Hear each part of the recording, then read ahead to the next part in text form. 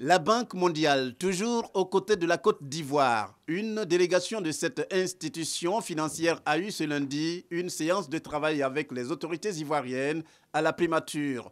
Cette réunion portant sur les réformes des finances publiques a été l'occasion pour le chef de la délégation de réaffirmer la volonté de la banque à soutenir les efforts du gouvernement en vue du développement de la Côte d'Ivoire. Nous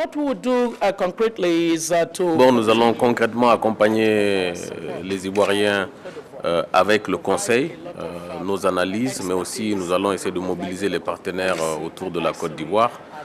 Nous avons concrètement accompagné très récemment le gouvernement de Côte d'Ivoire avec un appui budgétaire très important de 75 milliards de francs CFA et aussi avec un projet pour la création d'emplois pour les jeunes de 25 milliards.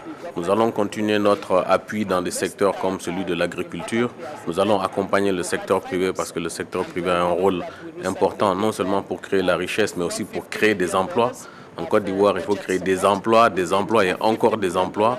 Ceci va permettre non seulement la réconciliation, mais va aussi aider le pays à retrouver sa place. Il est important que l'ensemble des Ivoiriens accompagnent le gouvernement. Le gouvernement tout seul ne peut pas tout faire. Et il est important que les uns et les autres se donnent la main pour que ce pays retrouve toute sa place. Au dire de la vice-présidente Région Afrique de la Banque mondiale, beaucoup de choses ont été faites par les autorités ivoiriennes en ce qui concerne notamment la réforme de la filière café-cacao, un des secteurs clés dont dépend le point d'achèvement de l'initiative PPTE. Et la vice-présidente de la Banque mondiale Afrique d'ajouter que son institution entend encourager le gouvernement dans la voie déjà tracée pour atteindre cet objectif d'ici à 2012.